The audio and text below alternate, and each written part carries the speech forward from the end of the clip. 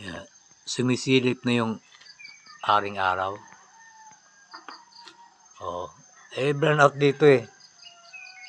Umulan kasi kagabi kaya hanggang ngayon walang ilaw dito sa Bicol. Ito sa area namin. Ayan, sumisilip na yung araw oh.